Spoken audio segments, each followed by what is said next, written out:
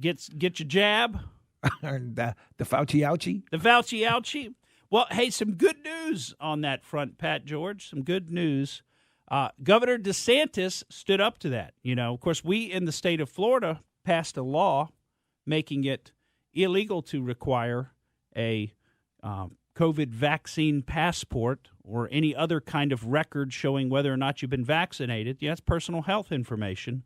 And here in the state of Florida, we decided we're not going to allow that. And, of course, Governor DeSantis was a huge leader on this, and a lot of other folks are following suit throughout the country and trying to pass similar laws and things like that. But the great thing was this came with a $5,000 penalty for each violation.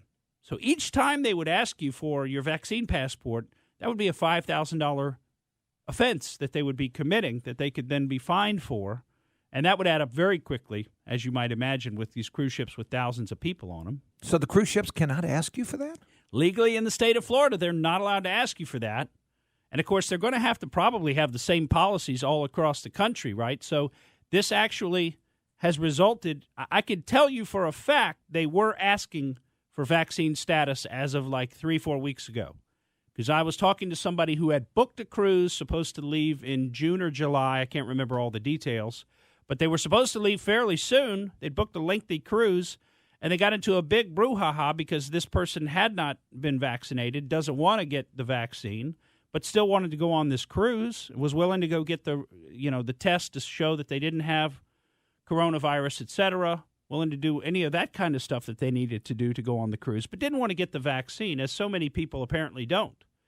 And the cruise ship was like, no, you can't go on. You can't go. You have to show your vaccine passport if you want to get on the cruise. Well, I'd be afraid that you'd leave here fine, but then go in another country and get back on the boat in another country, and the country goes, nope. I was just thinking that when you get to the Bahamas, are they going to say, or if you go to Mexico and you're getting back on the boat, oh, where's your vaccine passport? Oh, I don't have it. Yes, but you're in a different country. We're not in the United Florida States. anymore. Not in Florida. We're not in Kansas anymore. We're not in Florida anymore. No. I mean, come on. They can't do that. That right there, that would be a violation. It's a citizen of the state of Florida who got onto your boat in the United States. You can't just take them out. But what I'd be concerned about is, can you get off the boat? Like, can you go into Mexico? And I would assume you could. I mean, let's face it. These countries, these ports of call, they want the tourists. I think anybody with a working brains now figured out this COVID-19 thing is essentially over with, right? I mean, didn't we all just wake up about 3-4 weeks ago? I mean, I didn't. I've been awake now for a year. But didn't everybody else just wake up 3 or 4 weeks ago and go, oh, hey, we could just take these masks off. Hey, we could just go back to regular life. I mean, I've been at 3 or 4 events with, 50, 60, 70 people at them lately. People are like back to normal. Now, we're all talking, everybody's like, oh, it's because everybody's got their vaccine, et cetera. Well, we know, but based on the numbers, we know that's not the truth. But that being said, when's the last time you heard of somebody even getting COVID? For me, it's been a while. I remember being in this building last year. I remember not being able to come in and do shows because Shriner got COVID and, he's infected the studio. Of course, we've since learned that you can't pick it up from touch surfaces, so that was silly, but we didn't know at the time, trying to be safe. I remember other people in the building getting it, hearing about that. I remember people in my building at work. I remember colleagues getting it. I've had relatives gotten it. I haven't heard of anybody getting the coronavirus now in months. Anybody that I know in months. So to me, my perception, I know it's anecdotal. This is not peer-reviewed. This is not scientific. But my perception of the data is that the trend line is massively down. I haven't heard of anybody get it. The last person to almost get it was me. But what happened to the flu? Yeah, where was the flu this year? Nobody had the flu this year, according to the statistics and the records. But let's stay on this Governor DeSantis thing just a little bit longer, because this is a huge victory. And this is what happens. I mean, it's amazing what happens when somebody stands up to these people, like Governor DeSantis has the guts to do. And boy, has he demonstrated he's demonstrated a steel spine over the last year and a half. He really has. He's a very impressive guy. And I have to tell you, when he first got into office, I thought his personality was a little, drawl. I didn't think he was, I didn't think he was a man of the people, but he is working on that. You can tell he's working on that. And he's trying to develop a persona that connects with people. You'll appreciate this. I read a story about him, and he's a voracious reader. I bet, yeah. Very smart guy. Very, very bright man. And obviously he has mastered data and facts, history. He knows about history, and he's not going to be intellectually batted around by the propaganda that's being pushed out through all the media outlets, like so many people are getting pushed around by it. He's not going to stand for it.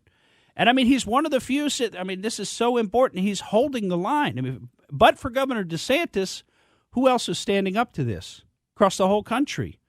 And people point out things like, oh, well, Texas Governor Greg Abbott, and then South Dakota Kristi Noem. Yeah, I mean, they're okay, but if you watch them, they're following DeSantis' lead. If DeSantis wasn't there leading the charge, if he wasn't the tip of the spear, would there be anybody to follow? Would they be willing to step out? Remember, Texas was under lockdowns for a long period of time. That governor didn't get his spine until well into the situation. We've seen things with Kristi Noem about the, transgender stuff and, NCAA and all that stuff, and conservatives were kind of up in arms because they passed a bill there in South Dakota that she vetoed. Remember? She vetoed it. It was a very conservative bill. So, I don't think there's a governor like Governor DeSantis in this whole country, one who's willing to stand up for it. And for those of you that like going on cruises, this is good news because literally the cruise industry has now broken. Now, I assume the rest of them will follow suit, but already Royal Caribbean has changed its rule. Now the rule is not that you have to have been vaccinated, but they simply strongly recommend that you are fully vaccinated if eligible. And then if you're not vaccinated, you have to undergo testing and follow other protocols that they'll announce at a later date. I'd be wondering what those other protocols are. But I have no objection to on-the-spot testing, and they are developing these tests. Some of them have already been developed. We've seen them deployed at our airport and other airports.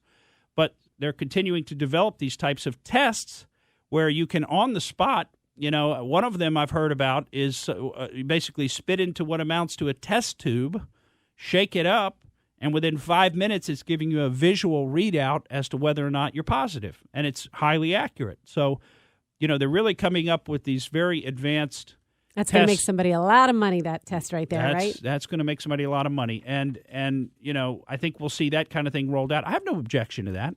And they're fairly affordable, I have to say. I don't want to say they're cheap, but they're cheap. So, what would be wrong with that? Before you get on the cruise ship, spit, swish, check and see if you're positive or negative. Bam. If you're fine, you get on. And if they want to test again, fine. Let them test some more on the ship.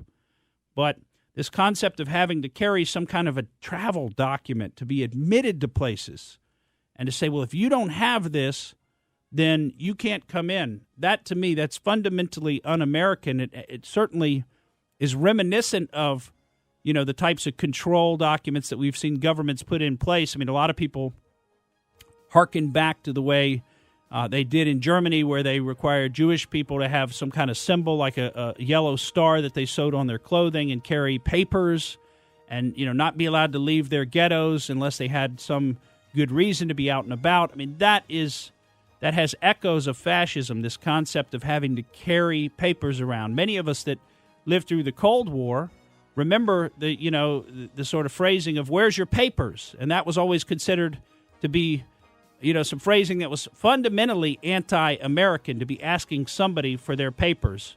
Well, thank God Governor DeSantis stood up for Americanism, and that will be happening in the cruise industry. Thank you for listening to the Morgan Streetman Show. We hope you enjoyed what you heard, and if you did, please click like and subscribe to help us out. And remember that we recommend that you exercise your brain at least once a week.